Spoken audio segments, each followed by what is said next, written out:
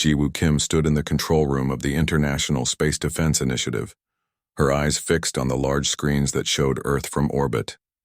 She had been the commander of this facility for 3 years now, and in all that time nothing unusual had ever happened. The job was mostly about tracking satellites and space debris. It was important work but boring. That morning started like any other morning. Ji-woo drank her coffee and reviewed the night shift reports. Everything was normal. Then, at exactly 9:30, alarms began screaming throughout the facility. "Commander," a young technician shouted across the room. "We have objects appearing in orbit. 12 of them. They just appeared out of nowhere." Ji-woo ran to the main screen. What she saw made her blood run cold. 12 massive vessels hung in space above Earth. They were enormous, each one larger than any building humanity had ever constructed. The ships had smooth, dark surfaces that seemed to absorb light. They sat there silently like predators watching prey. "How did they get there?" Ji-woo demanded. "Where did they come from?" "We don't know, Commander," another technician answered, his voice shaking. There was no warning. No energy signature. No nothing. 1 second the space was empty, the next second they were there. Ji-woo grabbed her phone and started making calls. Within minutes, every major government on Earth knew about the ships. Within an hour, the world was in chaos. Some people screamed that this was an invasion. Others celebrated, saying humanity had finally made contact with aliens. Most people were simply terrified. For 2 days, the ships did nothing. They just sat there in orbit, silent and watching. Earth's military forces went on high alert. Scientists tried to communicate with the vessels, sending radio signals, light pulses, and mathematical sequences. Nothing worked. The ships remained silent. On the 3rd day, Ji-woo was called to an emergency session at the United Nations in New York. She flew there immediately. The Great Assembly Hall was packed with leaders from every nation. Everyone was arguing, shouting, demanding answers that nobody had. Then the main screen at the front of the hall flickered to life. A face appeared and the room fell silent. The being on the screen was clearly not human. She had 4 arms, scaled skin that shimmered with green and gold colors, and large yellow eyes. She wore some kind of formal clothing covered in symbols that meant nothing to the humans watching.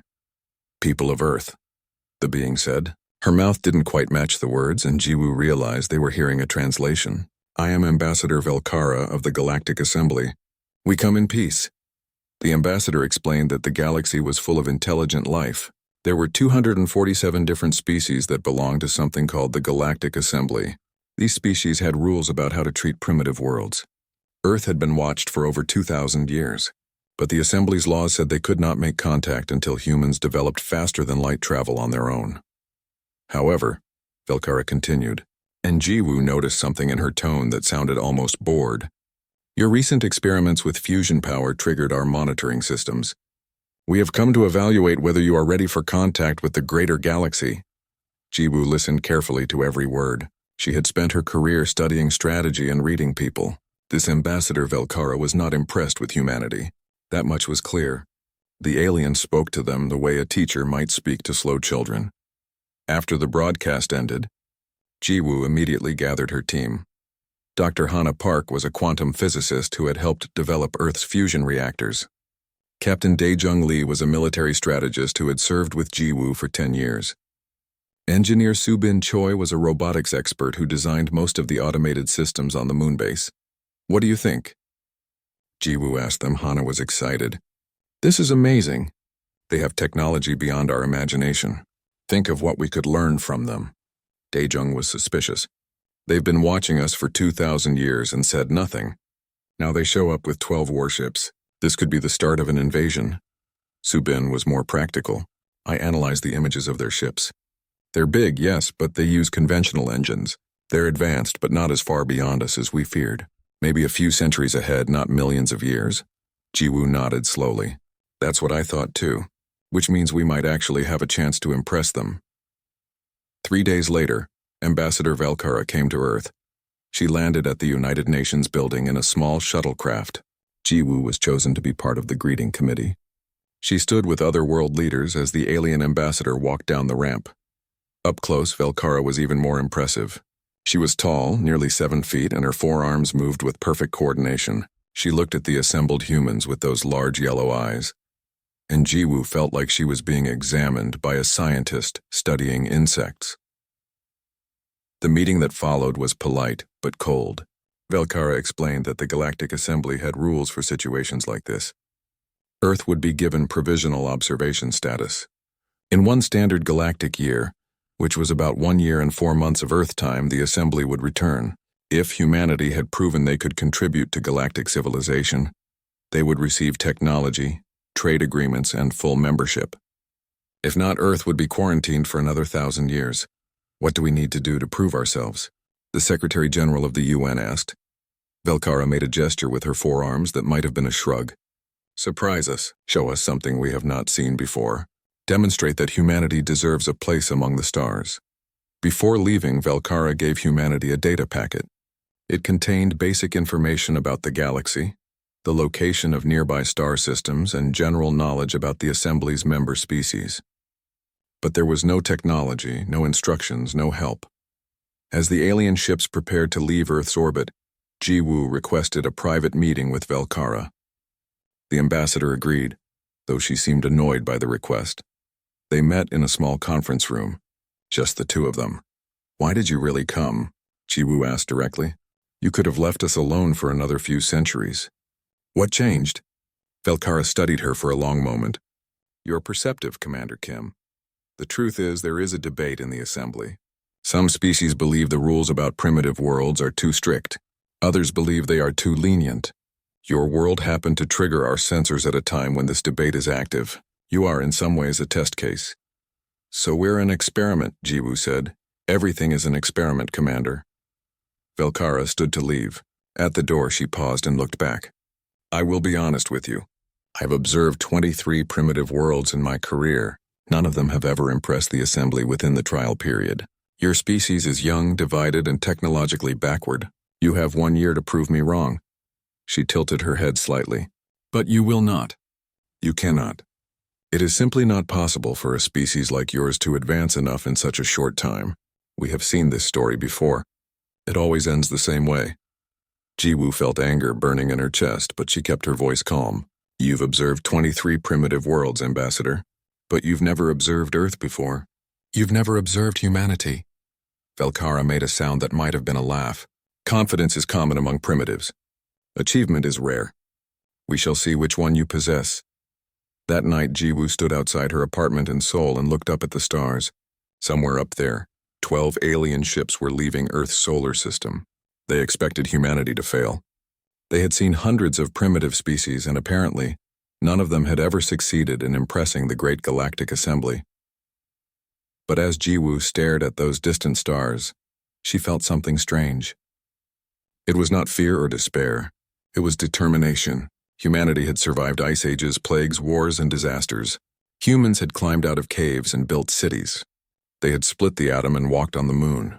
They had done impossible things again and again throughout their history. Velkara said it was impossible for humans to impress the galaxy in 1 year. She said she had seen this story before. Jiwoo smiled in the darkness. The ambassador was right about one thing.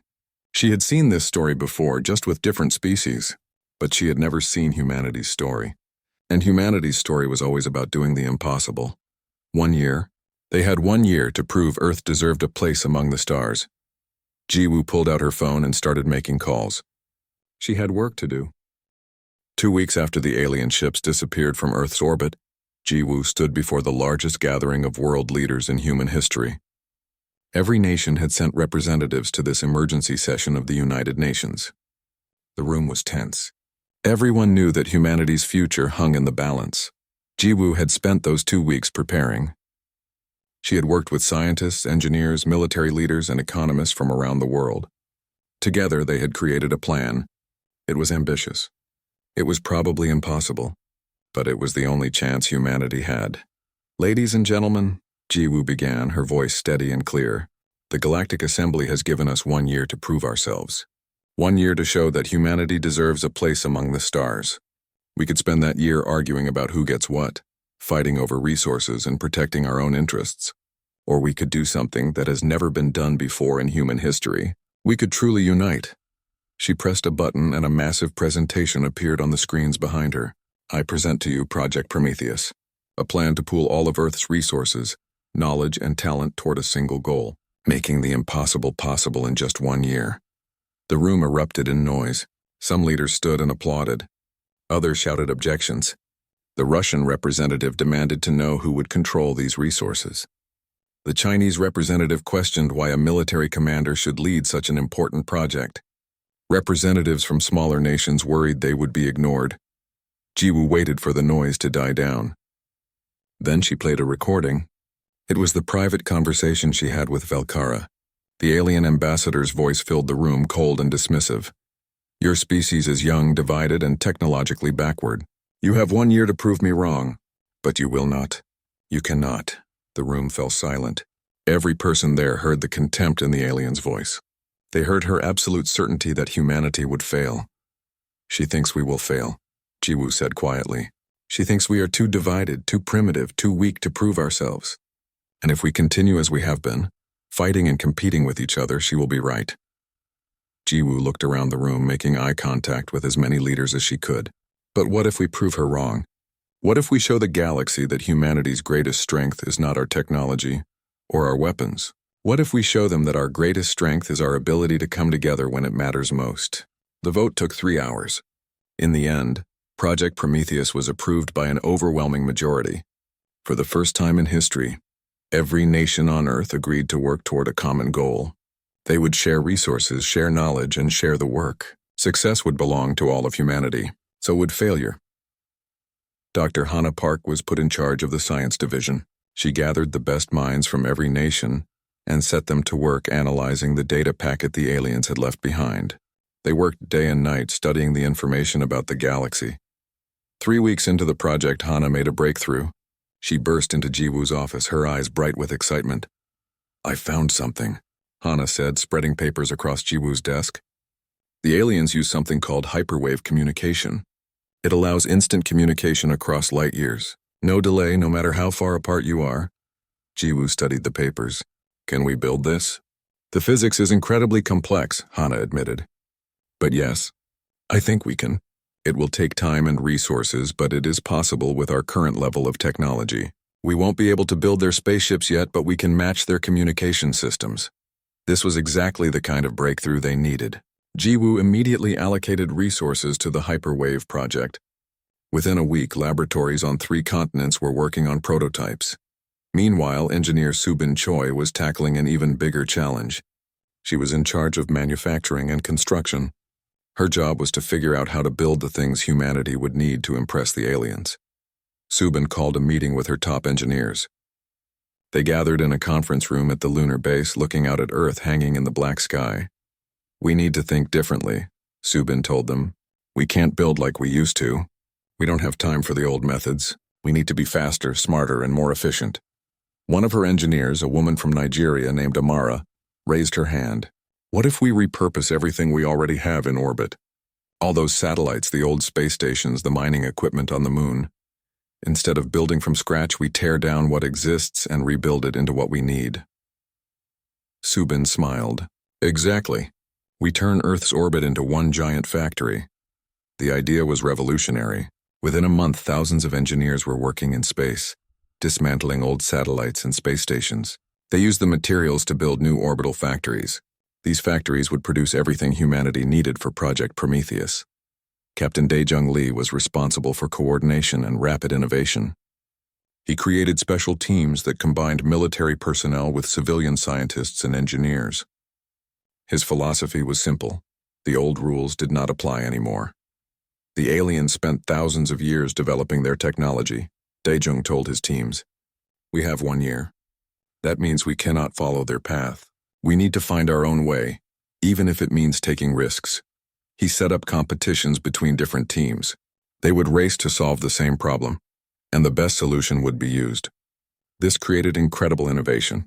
Teams developed AI systems that could design spacecraft hulls in hours instead of months. They created new life support systems that used half the resources of old designs. They built neural interfaces that let humans control complex machines with their thoughts. But not everything went smoothly. 3 months into the project, a crisis threatened to destroy everything they had built. Brazil announced they were withdrawing from Project Prometheus. The Brazilian president claimed that resources were being distributed unfairly. Other South American nations agreed. If Brazil left, others might follow. The unity that held Project Prometheus together could shatter. Jiwoo did not waste time with phone calls or video conferences. She got on a plane and flew to São Paulo herself. She arrived at the presidential palace and requested an immediate meeting. The Brazilian president was surprised by her personal visit. They met in his office, just the two of them.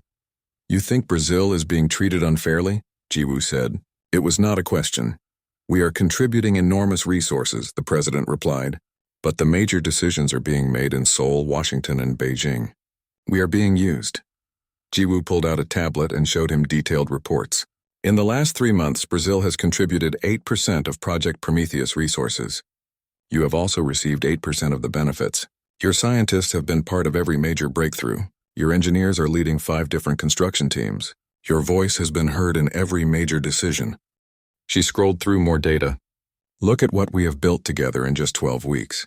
40 orbital factories, a hyperwave communication network, new spacecraft designs, new energy systems.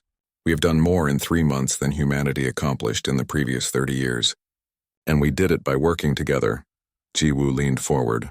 "If you leave now, Velkara wins. The aliens win. They said we were too divided to succeed. Prove them wrong. Stay with us. Help us show the galaxy what humans can do." The president was silent for a long moment. Then he nodded slowly. "We will stay. But I want Brazilian representatives in the core leadership team." "Done," Jiwoo said immediately. "We need your voice. We need everyone's voice." Brazil stayed in Project Prometheus. The crisis was resolved. But it taught Jiwoo an important lesson. Unity was not automatic. It had to be constantly maintained, constantly protected. While all this was happening, Jiwoo's daughter Yuna was struggling with her own problems. At 16 years old, Yuna barely saw her mother anymore. Jiwoo was always working, always traveling, always busy with Project Prometheus. Yuna was angry. She felt abandoned. She did not understand why her mother cared more about impressing aliens than about her own family. But then Yuna joined a youth program at the lunar base. It was a project where young people could contribute to Prometheus by designing small systems and tools. Yuna met other teenagers there, all of them children of scientists and engineers working on the project. They started working on a drone swarm system. The idea was to create thousands of small drones that could work together to repair satellites and maintain systems in space. Yuna discovered she had a talent for programming the coordination algorithms. As she worked on the project, Yuna began to understand why her mother had devoted herself to Prometheus. This was not just about impressing aliens. It was about humanity's future. It was about proving that humans deserved to be part of something bigger than themselves. By the end of the first 5 months, the results were remarkable. Earth had 40 orbital factories producing materials and equipment. They had established hyperwave communication with a range of 50 light-years. They had designed modular spacecraft that could be assembled in weeks instead of years, but they still did not have faster-than-light travel. They had new ships, new communication, new factories, but they could not reach the stars. Not yet. Time was running out. They had 7 months left. Jiwoo stood in the command center looking at the progress reports. They had accomplished so much. But was it enough? Would the Galactic Assembly be impressed? She thought about Velkara's words. The ambassador had been so certain that humanity would fail, so dismissive of Earth's potential. Jiwoo smiled grimly. They were not done yet. Not by a long way. The real work was just beginning. 7 months had passed since the aliens left. Dr. Hannah Park had not slept properly in weeks. She spent every waking hour in her laboratory, studying the data about how other species had achieved faster-than-light travel. The information from the Galactic Assembly showed that every species used the same basic method. They created tunnels through something called hyperspace, an alternate dimension where the normal laws of physics did not apply. Ships entered hyperspace, traveled through it, and then emerged in a different location. The problem was that creating hyperspace tunnels required technology far beyond what humanity currently possessed. Even with all their resources, it would take years to develop. They only had 5 months left. Hannah was sitting in her lab at 3 a.m. staring at equations on her screen, when suddenly something clicked in her mind. She sat up straight, her heart racing. "What if we are thinking about this completely wrong?" she said out loud to the empty room. Every alien species had approached faster than light travel the same way. They all used hyperspace tunnels. But humans understood quantum mechanics differently than other species. Human scientists had developed unique theories about how space and time worked at the smallest levels. What if there was another way? Hannah spent the next 48 hours working without rest. She pulled in her best physicists. Together they developed something completely new. They called it skip drive theory. Instead of traveling through hyperspace, a skip drive would use tiny instabilities in spacetime itself. At the quantum level, space was not smooth. It had little breaks and gaps. A ship with a skip drive could literally skip across these gaps, jumping from one point in space to another. The theory was beautiful. It was elegant, but it was also completely untested and possibly dangerous. There was only one way to find out if it would work. Hannah presented her findings to Jiwoo and the project leaders. When she finished explaining, the room was silent. "You want to test a completely theoretical form of faster-than-light travel?" Daejung said slowly, "with only 5 months until the aliens return." "Yes," Hannah said, "because if it works, it will be faster than anything the Galactic Assembly has. According to my calculations, a skip drive could move a ship 10 light-years in just minutes." Subin leaned forward. "And if it does not work? Then the test probe will be destroyed and we will have wasted time and resources," Hannah admitted. "But we have to try. We cannot impress the galaxy by copying their technology. We need to show them something new." Jiwoo made the decision. "Build it." "We test in 2 weeks. The next 2 weeks were chaos. Engineers worked around the clock to build a small probe equipped with the experimental skip drive. Hannah's team refined their calculations. Every detail had to be perfect. Finally, the day of the test arrived. The probe was launched from the lunar base. Its target was Alpha Centauri, the nearest star system to Earth, 437 light-years away. If the skip drive worked, the probe would reach it in about 15 minutes. If it failed, they might never know what happened to it. Jiwoo stood in the control room with Hannah, Subin, and Daejung. Thousands of people around the world were watching on screens. Everyone held their breath as the countdown reached 0. "Activating skip drive," the launch controller announced. On the screen, the probe simply vanished. One moment it was there, visible on all their sensors. The next moment it was gone. Not destroyed, not moved, just gone, as if it had never existed. The room was completely silent. Everyone stared at their screens, waiting for some signal, some sign of what had happened. 1 hour passed. Then 2, then 3. Still nothing. Hannah sat at her console, her face pale. "It should have worked," she whispered. "The math was perfect." Jiwoo put a hand on her shoulder. "We tried something no one has ever tried before. Even if it failed, we learned something." 6 hours after the probe vanished, an alarm sounded. A hyperwave signal was being received. The source location made everyone in the control room freeze. Alpha Centauri. The signal was from the probe. It had made it. The journey had taken 14 minutes. The skip drive worked. Hannah's lab erupted in celebration. People hugged each other, cried, and cheered. They had done it. Humanity had developed faster-than-light travel in just 7 months. And they had done it using a completely new method that no other species in the galaxy had discovered. But the celebration was short-lived. Subin ran the numbers and delivered bad news. "We can build maybe 20 ships with skip drives before the deadline," she said.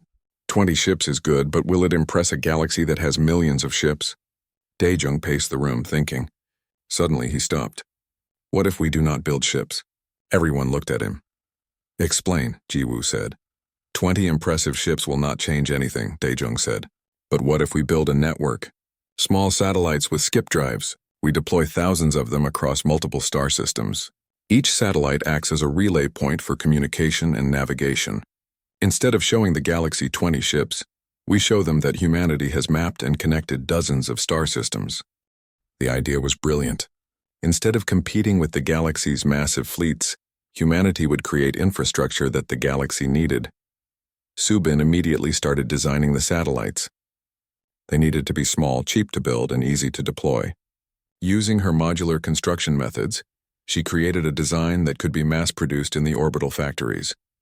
"We can build 10,000 satellites," Subin announced. "Maybe more." Production began immediately.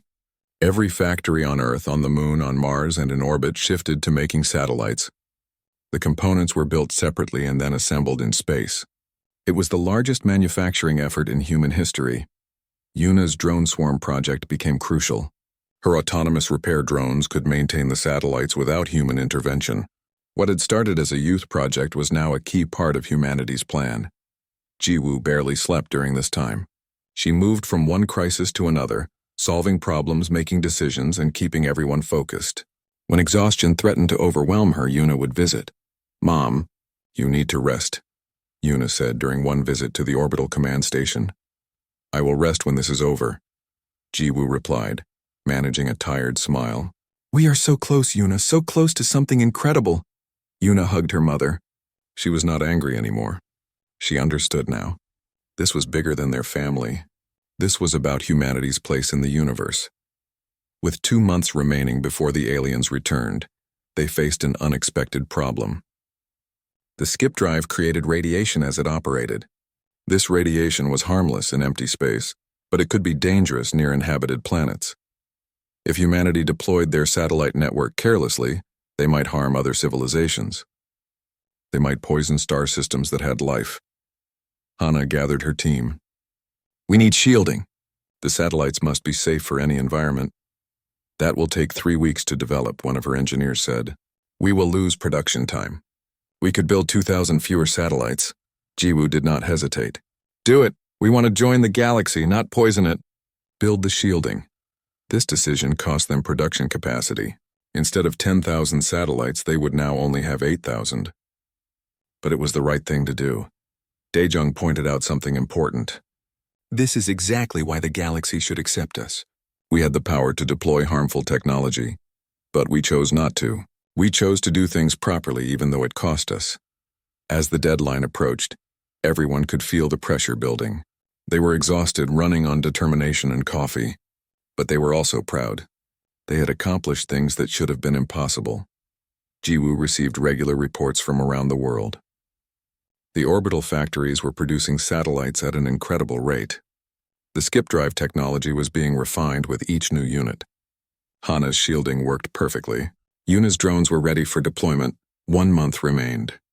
Soon they would begin the deployment. Soon they would place humanity's satellites across the stars. And soon, the Galactic Assembly would return to judge whether humanity deserved to join them. Jiwoo stood at the window of the orbital station, looking down at Earth. Her home. Humanity's home. In 1 month, everything would change. Either humanity would take its place among the stars, or Earth would be isolated for another 1,000 years.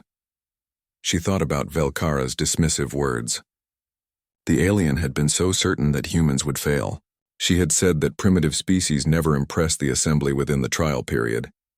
Jiwoo smiled. Velkara had never met humans before. She had no idea what humanity was capable of when pushed to the limit. The galaxy was about to find out. 11 months had passed since the aliens left Earth. 1 month remained until they returned. The time had come to deploy the satellite network. Captain Daejung Lee stood on the bridge of the Determination, humanity's first faster-than-light vessel. It was not beautiful or impressive like the alien ships. It was practical, built for a single purpose: carrying satellites to other star systems and deploying them. Behind the Determination, 9 other tender ships prepared for launch. Each ship carried 500 satellites. Together, they would deploy humanity's network across 30 star systems within 20 light-years of Earth. "All ships report ready," Daejung's operations officer announced. Daejung activated the communications system. His voice was transmitted to all 10 ships and back to Earth. "This is Captain Lee. Today we make history. Today humanity reaches beyond our solar system for the first time. We carry with us the hopes of 7 billion people. Do your duty. Make us proud." He took a deep breath. Fleet engaged skip drives. The 10 ships vanished from Earth's orbit. For the crew, the jump felt strange. There was no sense of movement, no feeling of acceleration. Reality simply shifted. One moment they were looking at Earth. The next moment they were staring at Proxima Centauri, a red dwarf star that was humanity's closest stellar neighbor. The jump had taken only 11 minutes. "Begin deployment," Daejung ordered. The Determination's cargo bay opened. Yuna's repair drones flew out first, spreading into a precise formation. Then the satellites began launching one after another.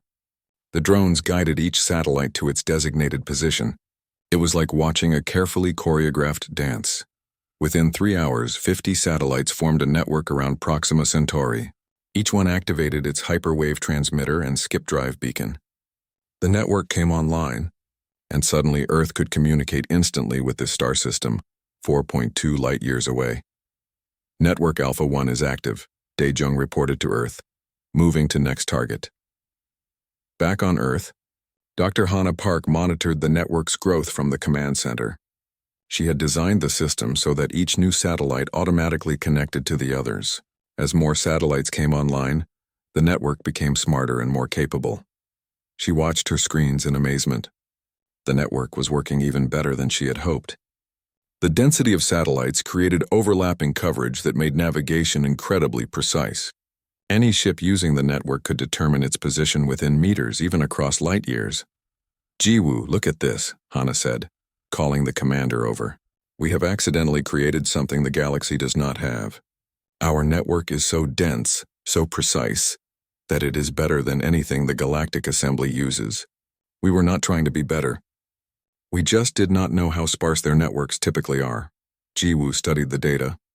Hannah was right. Because humanity built their network in a rush, not knowing the galactic standards, they had over-engineered it. What they thought was barely adequate was actually revolutionary. "Sometimes ignorance is an advantage," Jiwoo said with a smile. The deployment continued for 2 weeks. Dae-jung's fleet jumped from system to system, deploying satellites at each location. Star after star gained humanity's network. The map of connected systems grew larger every day. Then disaster struck. The tender ship Horizon experienced a critical skip drive malfunction while jumping to a system 18 light-years from Earth. The ship managed to complete the jump, but the skip drive burned out completely. Horizon was stranded with 40 crew members on board. Using conventional engines, it would take Horizon years to return to Earth. The ship had food and supplies for 6 months at most. The news reached Earth within seconds thanks to the hyperwave network. Jiwoo gathered her team immediately. "Options?" she asked. Subin pulled up ship data. "We could send another tender, but it would take them 20 hours to reach Horizon, and another 20 hours to return.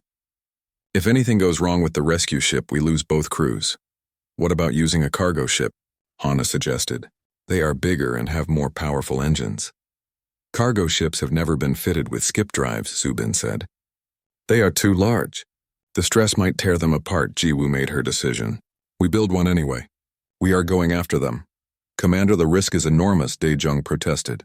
"If we lose a ship and crew trying this rescue, it could jeopardize the entire project. We have less than 2 weeks until the aliens return." Jiwoo looked at him steadily. "We do not leave people behind. That is not who we are. If we sacrifice our values to impress the galaxy, then we do not deserve to join them." She contacted the engineering teams. "I need a cargo ship fitted with an experimental skip drive. You have 48 hours. The engineers thought she was crazy, but they got to work. Subin led the effort personally, designing reinforcements for the cargo ship's frame. They had to make it strong enough to survive a skip drive jump, while still maintaining cargo capacity for the rescue. Yuna heard about the mission and confronted her mother. "You are going on the rescue ship yourself, are not you?" Jiwoo nodded. "I have to." "No, you do not," Yuna argued, tears in her eyes. "You are too important. You are the leader of Project Prometheus. If something happens to you, everything falls apart." Jiwoo took her daughter's hands. "That is exactly why I have to go, Yuna. Leaders do not send others to face dangers they would not face themselves. If I ask people to risk their lives for this project, I must be willing to risk mine too." The cargo ship was ready in 46 hours. They named it the Guardian. Jiwoo boarded with a crew of 12, including some of the best engineers and pilots humanity had. Subin wanted to come too, but Jiwoo ordered her to stay behind. "If this goes wrong, you will need to finish the deployment," Jiwoo told her. "The mission is bigger than any one person." Guardian launched from Earth orbit. The crew strapped in and prepared for the skip drive jump. Nobody knew if the ship would hold together. "Engaging skip drive," the pilot announced. Reality shifted. The ship groaned and shook, but the reinforcements held. When they emerged near Horizon's position, the crew was amazed. "Jump time 28 minutes, the pilot reported. "Commander, the cargo ship actually jumped faster than the tenders." The extra mass improved the skip drive's efficiency. They had discovered something new by accident. Larger ships could use skip drives even more effectively than small ones. This changed everything humanity knew about the technology. Guardian reached the stranded horizon within an hour. Jiwoo's team transferred the 40 crew members to the cargo ship. Then their engineers spent 3 hours patching Horizon's skip drive well enough to make one final jump. "We are not leaving the ship behind," Jiwoo said. "It has served us well. We bring it home." Both ships jumped back to Earth. Guardian towed Horizon using the cargo ship's more powerful skip drive to pull both vessels through space. The total rescue time was 6 hours from launch to return. When they arrived back at Earth, thousands of people were waiting. The rescue had been broadcast across the planet. Everyone had watched Jiwoo risk her life to save 40 people. The rescue became a symbol. In their rush to impress aliens, humanity had not forgotten its values. The project gained renewed energy and focus. People worked even harder, inspired by their leader's courage. The satellite deployment resumed immediately. With the new knowledge about larger ships and skip drives, the remaining tender ships were upgraded. The deployment accelerated. 1 week before the aliens were scheduled to return, the final satellite was deployed. The count was impressive. 19 on 247 satellites across 28 star systems, 5 functioning FTL-capable ships, a hyperwave network covering 500 cubic light-years of space. Jiwoo, Hana, Subin, and Daijung gathered in the orbital command center. They were exhausted. They had pushed themselves and all of humanity to the absolute limit. But they had done it. "Whatever happens tomorrow," Jiwoo said, looking at her friends and colleagues, "remember what we accomplished. We did not just build technology. We built hope. We showed that humanity can achieve the impossible when we work together." That night, Jiwoo broadcast a message to Earth. Every screen on the planet showed her face. "People of Earth," she began, "tomorrow the Galactic Assembly returns to judge us. I cannot promise they will be impressed. I cannot promise we will succeed. But I can promise you this: we gave everything we had. We worked harder than any species has ever worked. We accomplished things that should have been impossible. No matter what happens tomorrow, be proud. Be proud of what we built together." Around the world, people watched and listened. In homes, in streets, in factories, and laboratories, 7 billion humans felt the same thing: pride, unity, hope. Tomorrow the galaxy would return to judge Earth. Humanity was ready. 1 year and 1 day after first contact, the Galactic Assembly returned to Earth. Jiwoo stood in the orbital command center, watching the sensors. She had not slept in 30 hours. None of them had. They were too nervous, too excited, too afraid of what was coming. "Contact," a technician shouted. Multiple ships dropping out of hyperspace. Jiwoo watched as the alien vessels appeared on the screens. But something was different this time. Instead of 12 ships, there were 47. The Galactic Assembly had brought a much larger fleet. "That is either a very good sign or a very bad sign," Daejung muttered beside her. The familiar voice of Ambassador Velkara came through the communication system. "People of Earth, the Galactic Assembly has returned. We are here to assess your progress over the past year." Jiwoo took a deep breath and activated her transmitter. "Ambassador Velkara, welcome back. We are ready for your assessment. But first we would like to offer you something: access to our navigation network." She transmitted the network specifications. There was a long silence from the alien ships. Jiwoo could imagine Velkara and the other ambassadors studying the data, trying to understand what they were seeing. Finally, Velkara spoke again. Her voice sounded different, less bored, more interested. "Commander Kim, we are analyzing your data. We request permission to dock at your orbital station." "Permission granted," Jiwoo replied. 3 hours later, Velkara arrived at the station, but she was not alone. She brought 4 other ambassadors with her. Jiwoo recognized some of them from the data packet: a crystalline being from Thornax, whose body looked like living gemstones, a gaseous entity from Vexilon contained in a transparent suit, an aquatic creature from Naltera, swimming in a water-filled mobility sphere, and a representative from the Korix Collective, an insect-like being that spoke for thousands of minds linked together. The meeting chamber was specially designed to accommodate different species. Jiwoo stood with Hana, Subin, and Daejung on one side. The 5 alien ambassadors faced them from the other side. Velkara spoke first. Commander Kim, Dr. Park, Engineer Choi, Captain Lee. We have reviewed your achievements over the past year. She paused, and Jiwoo noticed that the ambassador's posture was different. She seemed less dismissive, more respectful. In one Earth year, Velkara continued, you have developed functional faster-than-light travel using a method unknown to galactic science. You have deployed a navigation network of unprecedented density across multiple star systems. You have maintained ethical standards despite extreme time pressure. You have demonstrated technological innovation, organizational capability, and moral integrity. The crystalline ambassador from Thornax leaned forward, his body chiming like bells as he moved. I am Ambassador Kirvis. My people took 800 years to develop FTL travel. You accomplished it in 7 months. I must ask how? Hana stepped forward to answer. Because we had to, Ambassador. You gave us 1 year. Most species have the luxury of time. We had a deadline. That changed everything. It changed not just our technology, but our cooperation. For 1 year, 7 billion humans worked toward a single goal. Subin added, we also had an advantage. We did not try to copy your technology. We could not. We do not have your centuries of knowledge. So we innovated. We solved problems our way, using our understanding of physics and engineering. The gaseous Vexilon ambassador spoke through its translation device, its voice like wind through a cave. We came expecting to find primitives who had perhaps learned basic spaceflight. Instead, we find competitors. Your skip drive is faster than our hyperspace technology for short-range travel. Your network design is superior to our own. This is unprecedented. The aquatic Naltara ambassador rippled in her water sphere. The Assembly has protocols for promising species. We believe humanity qualifies for Protocol 7, immediate provisional membership with full technology access. Velkara nodded all 4 of her arms in agreement. More than that. The Galactic Assembly wishes to license your skip drive technology.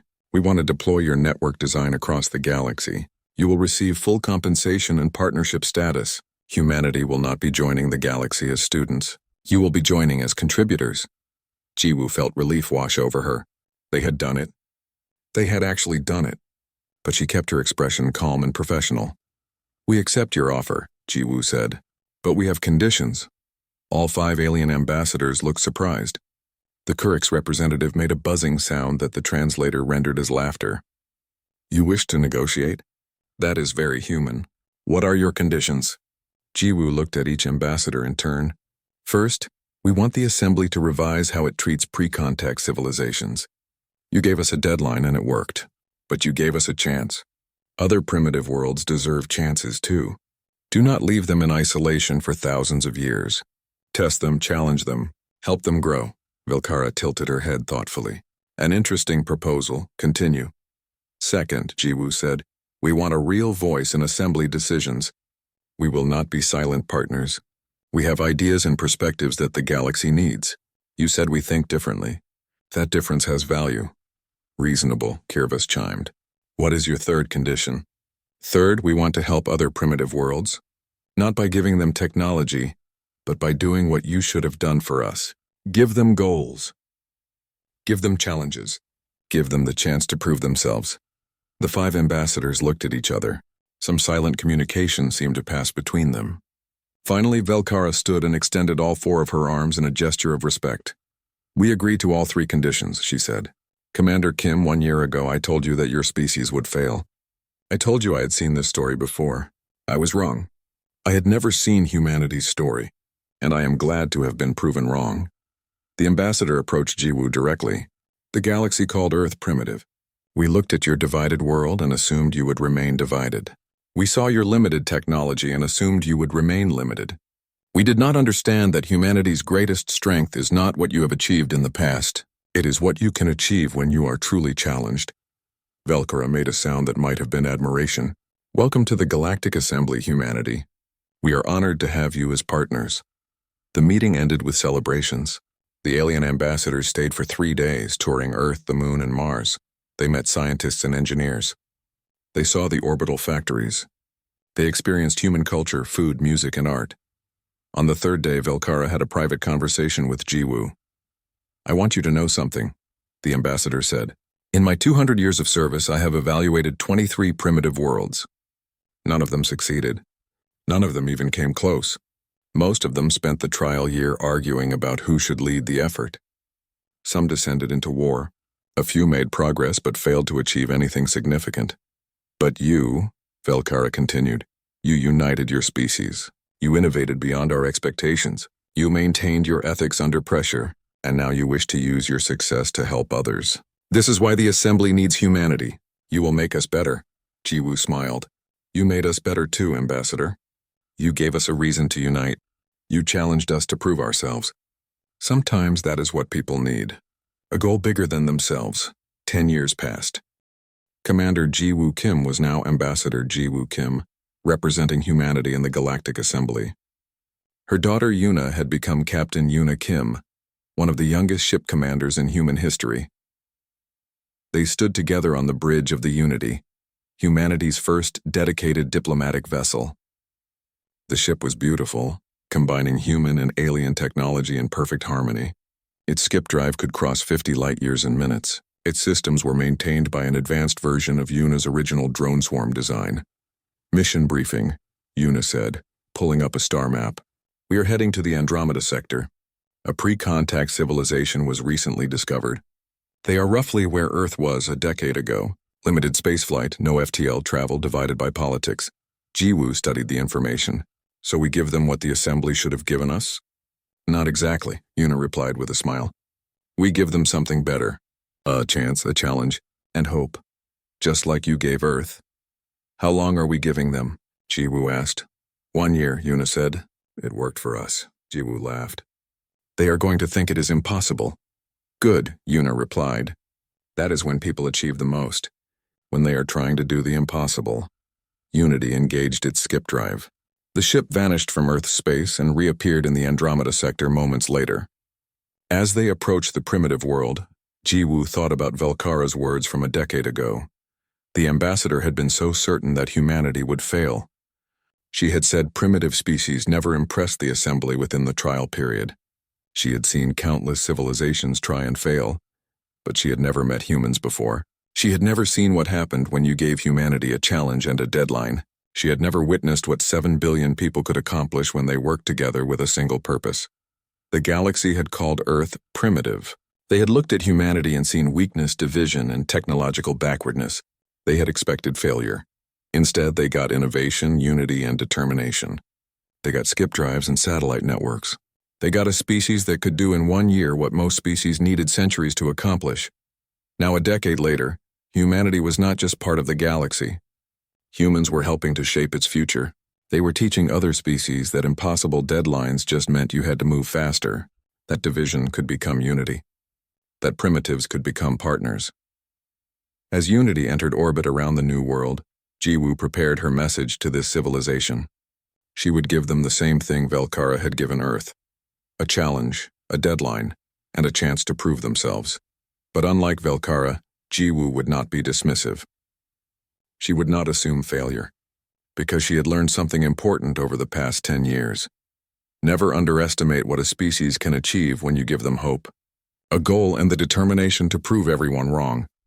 The galaxy had called Earth primitive. They had learned that primitive just meant untested, and when tested, humanity had shown the galaxy what humans could do.